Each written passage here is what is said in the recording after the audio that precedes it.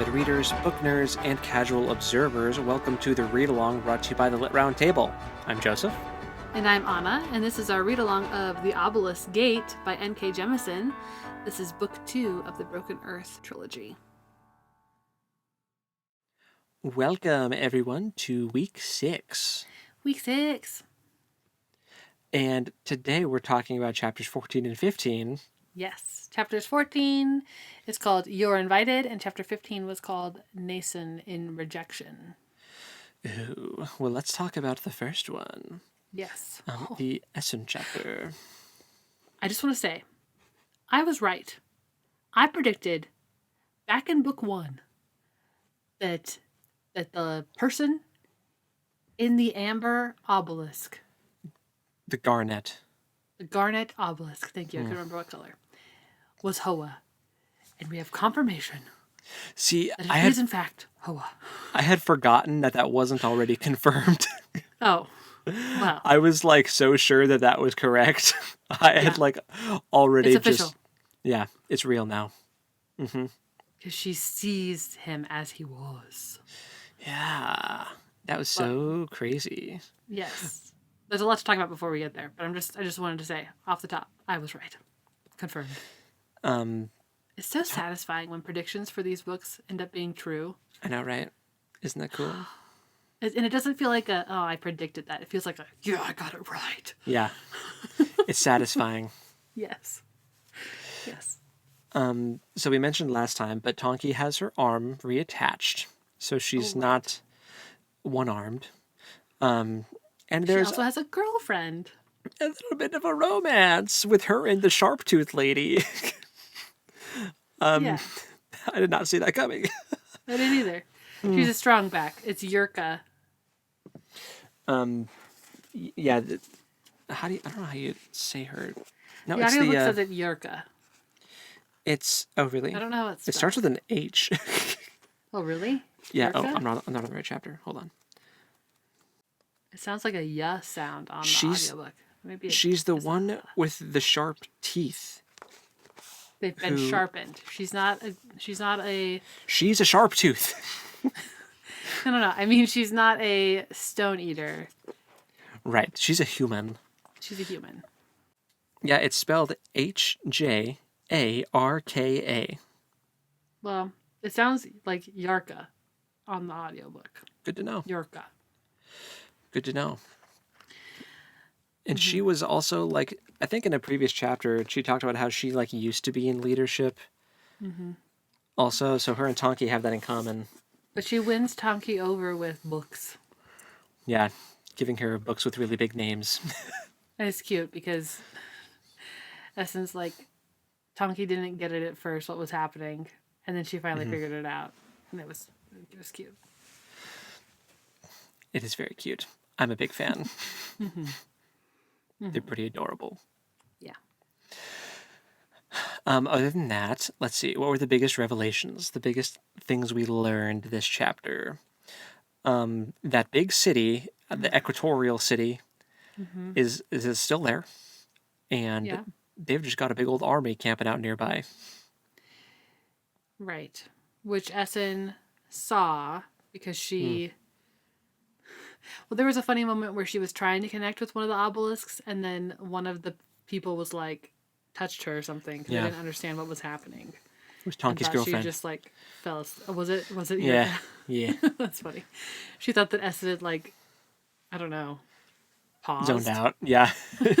Just like glitched out. Yeah. So that was an almost disaster. But then Essun could hear and see these people. Yeah, she like sussed out how many campfires they had. She also, I think she tapped into an obelisk and like got a really more expansive view. And that's when she was like, army in the basin. Yeah. And then we get a surprise visit from a stone eater we've never met before. Right. Which was terrifying because it was holding Hoa's severed arm. Yeah. Eee. And he was like moving all creepily while I kind of imagined him as Jeff Goldblum. Like, oh. Yes. That's wild. That's I not what know. I pictured, but now that you've said that, I will not be able to not picture that. Yeah, you're welcome. That Stone Eater's going to come back. Oh, 100%. He's like being set up as like a villain character. But no, I mean, like, he came back in the next chapter. The Stone Eater that presents Hoa's arm to Essun Oh, the one that shows up is with the Nassun. same snow eater, the same Stone Eater that shows up to Nassun at the end of Yes. her chapter. I thought when you said the next chapter, I thought you meant like the next reading assignment, and I was like, did you read ahead? No. The next chapter 15. Yeah. He's there. Yeah. Yeah, so the Hoa arm thing. I was a little distracted by the Hoa arm of it all. A little bit like Essun. So is Essun. So I don't remember exactly what the Stone Eater said, except that it was fairly menacing. Mm-hmm. And he was like, you guys can team up with us, but we don't allow origins, which is kind of a problem because like most of this comm is origins. So basically, the origins are all going to just get killed. Mm-hmm. Yeah. Tonkee's safe. Right. Well. So okay, we learned that there's another really old Stone Eater, like on par with Hoa and I was going Alabaster's. to call it animosity, but it's not animosity. It's like antimony. Antimony. Yeah. So was that this guy, or is it like a different one that he works for? I don't know. It might be him because he's the one that was holding Hoa's arm. I think it has to be him because he, assuming it was him, wrecked Hoa. Yeah. Hoa almost got obliterated. You cannot convince me otherwise. I mean, they can't die, but he would have like. What I mean by obliterated is torn apart, like he described, and then having Yeah. to rebuild himself over hundreds of time. years. Yeah. That almost happened. Yeah. Essun cuts off his hand, and he just reattaches it like it was nothing. So that's fun. We're getting more of this, like Essun seeing the magic of it all. She's like becoming more attuned to seeing the silvery threads. Right. And So she gets a hold of Hoa's arm, and then she follows the red threads to Hoa. to find the main. It was very Iron Giant. Yeah, it was. You're right. I totally love that was. movie. I love it. But the whole like finding Hoa's mangled corpse, like his limbless lower mandible missing corpse, not corpse, he was still alive, temple. was just chomped out like an apple. Mm-hmm. It was very body horror, and it was kind of icky, but I'm glad that he is fixed now. Well, he's getting fixed. And her having to like shove the rocks into his like bloody like maw mouth was really upsetting to read. Mm-hmm. Yeah. So the rocks. Did we figure out what the rocks were? Are they? Not really. I know. I think they're stone eaters. Well, they're literally called stone eaters. So yeah, I mean they are rocks, but I mean they have to be special rocks, right? They seem. I don't know. They have to have been. Maybe they're from his geode. Maybe they were Right. rocks from his geode. I don't know. He was munching on those when he first hatched out. I think maybe it's just Skyrim rules. You know, you can heal with food, and so he just munch. Maybe. But he had to eat all of them. It juiced him up. He got enough magic to like reform. Well, he like got put into a geode again, and then he hatched. And when he came out, which that was also wild because it was like it got super hot to the point where Essun couldn't stand to be in the room with it. And so she just had to like keep an eye on it from afar. And then it cracked open. And then it was the same Stone Eater that had been in the garnet. Hello again. Yes. I'm so pumped for the next chapter. Right? With that, I cannot wait for that interaction for her to be like, wait a second, I know you. Yeah. That's going to be so cool. But there was also the bit where she was super upset and standing in front of Alabaster, and he was like, I can't help you with this. Oh, it's because something happened that reminded her of Koru. Yeah. It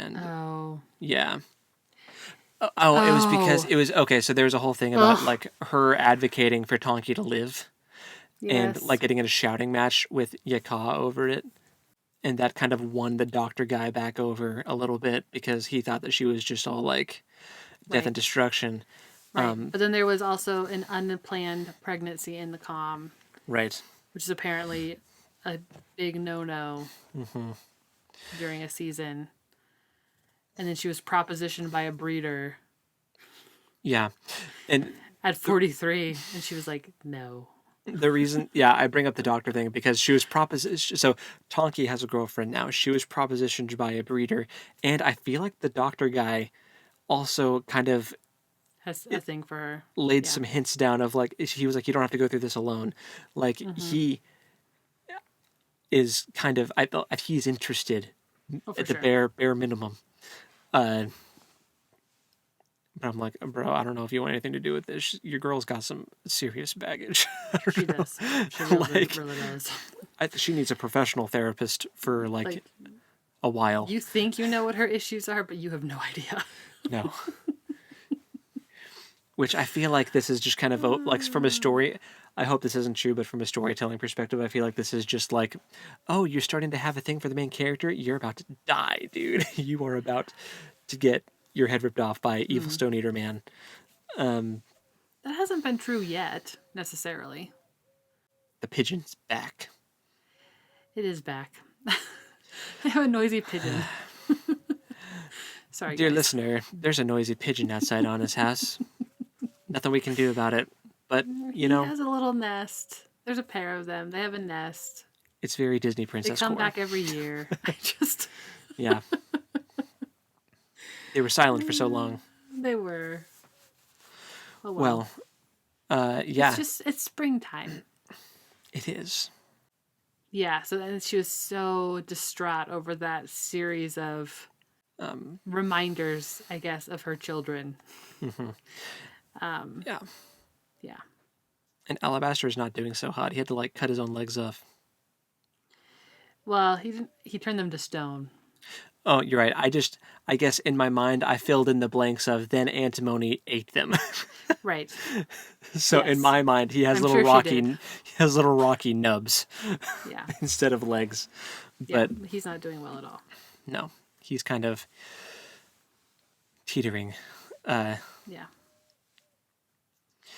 But yeah, I feel like that's all of the big revelations from the Essun chapter. Yes. Yes. Well, they are going to have to try it. So, the Stone Oh. Eater guy is with the big city, and they're like going to try to come in and attack them and like all this stuff. And now they're freaking out trying to figure out what to do with that. So, Because here's the other part of the equation is they do not have enough meat to take care of the comm.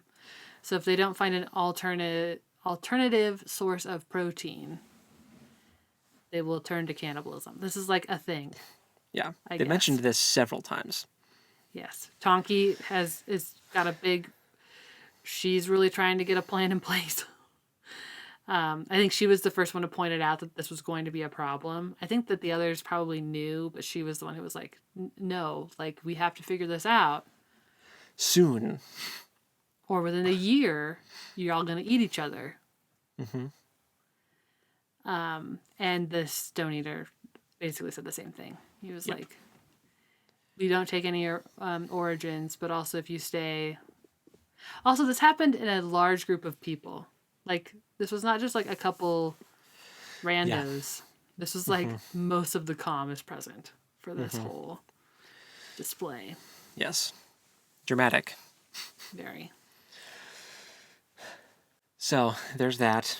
For the Nassun chapter. Oh, boy. They made it to the I really Antarctic just want to talk Fulcrum. about the hand thing. What? They made it to the Antarctic Fulcrum. They did. I'm glad we didn't have to watch them travel there. We just Same. jumped there, which is great. Yes, we fast traveled. I appreciate fast travel. Even as someone who loves Tolkien, I appreciate a good fast travel. Yeah. For sure. Man, yeah, there's a lot. I mean, the Guardians are killing everyone, right? It doesn't take long for things to devolve into fist through face. Right. Which Nassun was wildly unprepared for. Yeah. and then legitimately goes into shock. Yeah. And Shafa sends her away, sends her out. He's going to come find her while he and, is it Orem? No, that's Durham? Critical Role. Yeah, it's in Durham. It's something like that. Umber. Umber. Wow. Well, sorry guys. While Yeah. Umber and Shafa take care of the rest of this leadership of this comm, she goes outside and the interaction she had with the other origin, the other grit, was so wholesome. Yeah. And So sad. there was such a revelation. Here's okay. The girl asks her if they've broken her hand yet. And this is like the snapping moment for Nassun, right? Mm-hmm.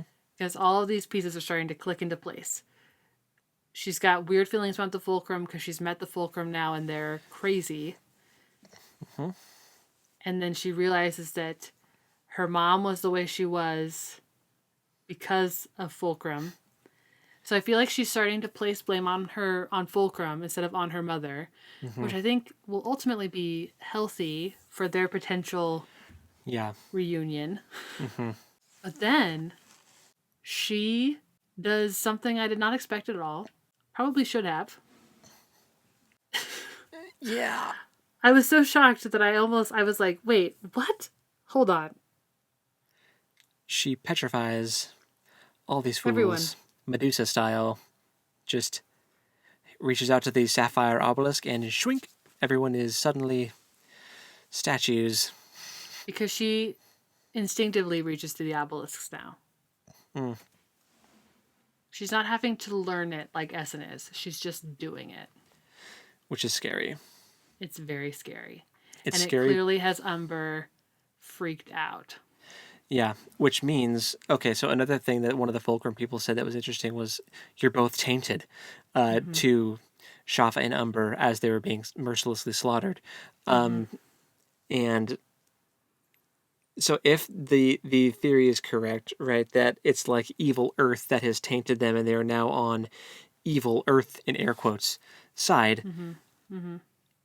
when Nassun does this, they both like look at like the Guardians. I think can communicate telepathically. That's what seems to be hinted at here because they both Or like at look at each least, other, and Nassun yeah, can see like the silvery threads, and then maybe. Umber like looks at her, and then Shafa is like, no, and he's like protecting Nassun from being killed because to me it seems like they both got a command down from evil Earth to mark this girl. She's scary. And Shafa's like, no, I'm not doing that. And so now he's in like this constant state of pain because the silvery threads are like hurting Yeah, him now. right. More than So, they were before. mm-hmm. This leads to him not really leaving Nassun alone ever. There was at the end of the chapter, a very small, not really a confrontation, a conversation Mm-hmm. between Nassun and Umbar where she goes, if you try anything, I'll kill you. And he's like, oh, you're going to try. And she was like, no, you know I can do it. And he was like, yeah, you are way more dangerous than we know what to do with. Yeah. And that scares her too. Mm-hmm. I thought that was a good little interaction. Because there's only like 3 of these Guardians, right? At the not new moon, Yeah. at the At something, Shafa's, something moon. the new moon. The new New moon moon. calm. Yeah. That Discovered is, moon. no, it's new. It's It's, actually new moon. yeah, because we made I, isn't it? well, I couldn't remember if we made a Twilight joke and it wasn't accurate or if it's Or is it actually just new moon? Is moon. it just moon? No, it's I don't something know. moon. I don't think it's new moon. Yeah, anyway, the biggest revelation of this is definitely that did they break your hand yet? And her kind of moment of realization that like, oh, this is why my mom is the way that she is. It's that kind of realization, and at such a young age too. That's so heartbreaking Yeah. that you're able to identify like the generational trauma that was inflicted on you. Man, And she's able to put together that Fulcrum is the reason why her mother didn't love her, so she thinks. Her father didn't love her anymore. Why Uche is dead. Like, she puts all of the blame on Fulcrum. Yeah. And then she turns them all to stone.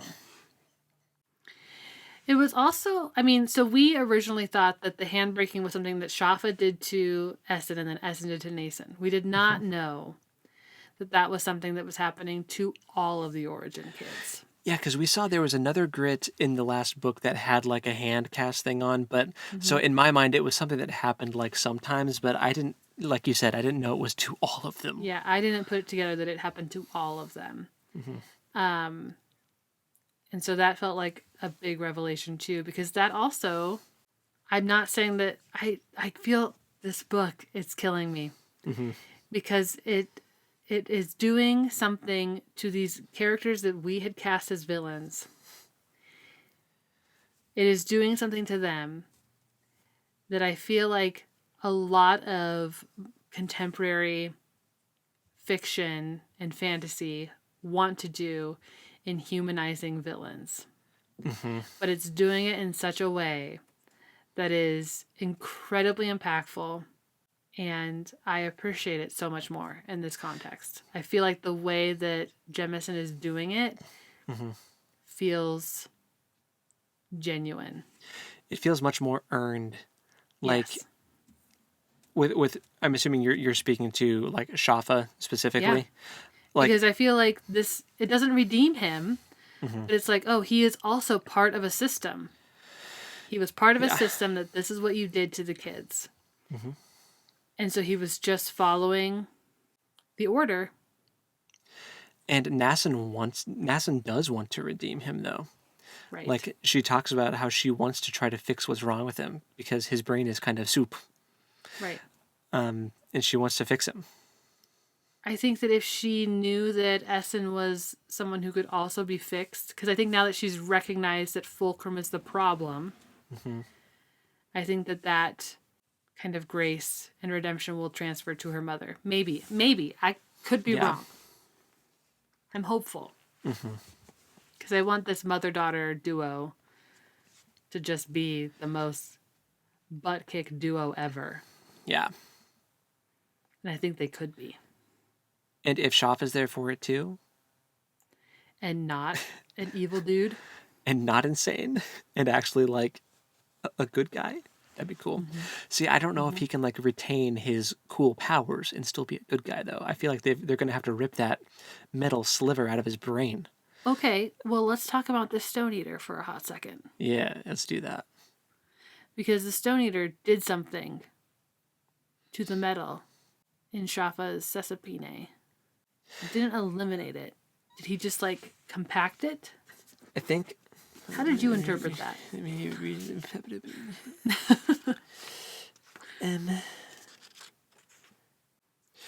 Oh, here we go. The people of the Fulcrum and the Guardians are not... I'm not going to read this as Jeff Goldblum. I'm sorry. I can't do it. The people of the Fulcrum and the Guardians are not to blame for the things they do. You wanted to know why your Guardian must suffer as he does. The answer is, he doesn't have to. Nassun stiffens. Before she can demand to know more, the Stone Eater's head turns toward him. There's a flicker of something, an adjustment too infinitely fine to see or assess, and suddenly the alive, vicious throb of silver within Shafa dies into silence. Only that dark needle-like blot in his Sesapine remains active, and immediately Nassun cesses its effort to reassert control. For the moment, though, Shafa exhales softly and relaxes further into sleep. The pain that has been grinding at him for days is gone for now. So this Stone Eater was able to kind of pacify I think Evil Earth's influence on him and kind of like maybe not get rid of the corruption, but at least to help it a bit. And because the Stone Eaters, we know, were humans and in theory are in opposition to, air quotes, Evil Earth. So Right. maybe these Stone Eaters have some kind of like crazy magic stuff, anti-Earth magic stuff that we haven't Well, seen they them obviously do because they can just like pass through rock. stone. Yeah. Yeah. And he promises, well, he offers to teach her. I just had a revelation. What? The rocks that Hoa was eating to like heal himself. Mm-hmm. What has Antimony been doing this whole time? Eating alabaster. That's what I'm saying. Like the rocks that he had Mm-hmm. might not have been chunks of alabaster. That's what I meant. That's why I asked. Where did what kind of rocks are they? Because I don't think they're just regular rocks you pick up off the street. No, I'm saying I think that they're people people. rocks. That's what I mean. That's what I was getting at. Oh, I don't know if you. I don't think you said that, but I'm saying it now. No, because I was like, where are the rocks? Because they're not like normal rocks. Where did the rocks come from? They're not normal rocks. I think this is why. And why. I was like trying to allude to them being a person, but I felt weird about it. No, so man. I'm glad you came there. I'm glad you got there. I think they're people. I think they're people rocks. Yeah, I think so too. Oh. And I think that's gonna freak Essun out. Well, anyway, there's that. Mm-hmm. So yeah, I think this is really interesting to see what is going to come of that. And so now, yeah, because now, oh well, the whole thing with the Stone Eater though, because she's like, "Why do you want to help me?" And he was like, "Well, if I help you with your friend, you're going to be fighting against his master, who is my enemy. So it all works out." Evil Earth. Yeah. Yeah. So interesting. I'm so curious. Very convoluted, but but not. I'm so curious about like how why the conflict between Hoa and him. I'm assuming we'll get a nice little lore dump from Hoa in the next chapter. Mm-hmm. Which I did want. Okay, so I only read ahead the first section because it's like a little starred off thing, right? Oh, it's just a little chunk, and I just want to read it because it's really cool. So this is chapter 16. You meet an old friend again. I want to keep telling this as I have, in your mind, in your voice, telling you what to think and know. Do you find this rude? It is, I admit, selfish. When I speak as just myself, it's difficult to feel like part of you. It's lonelier. Please let me continue a bit longer. And then it goes back into the you stare at the Stone Eater. So like, wild. It was such a meta, it's such a third wall break. This whole book is just wild. Oh, I'm so excited. It's so freaking good. Oh, man. I'm so excited. I'm so excited to read this next chapter. Which I just said is chapter 16. How far do the people need to read? Yes. So for next week, you're going to read through 18. There's a very short interlude before chapter 19. It's like a page, which you also need to read. Through the interlude after 18. Yes. Nice. All right. Just in case there are other sneaky interludes in there. That's the one I'm talking about. Before 19. So don't read 19. Read 2:19. Stop at 19. You got it. Oh, I'm so pumped. I'm so ready. And also, I think that we should just put it out there now. Normally, this would be about when we announce that we're putting the poll up for the next read along. Ooh, the poll. But we need to finish this series. So, no poll this time. Just plan on book 3 of the Broken Earth trilogy. Sorry. You'll get to vote next time. Yes. Promise. Pinky swear. Pinky swear. I feel like I was the one who put this on my list. Mm-hmm. So I think once we're done with this series, you should make a list. Oh, okay. Well, because I made the one that had this series on it, and we've been just reading this series. You know what I mean?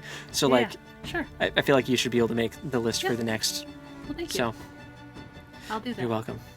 Whenever we get to it. But that's after book 3. So, yes. Yep. Stop at 19. I'm super excited, super pumped. I feel like we're getting into climax territory of this book. For sure. We only have 2 weeks left. We're getting there. Look how far we are. Wow. Yep. And there's a big glossary at the end. So we're even closer than you think. Yeah, man. So, until next time, happy reading. And we'll talk to you next time. Later. Bye.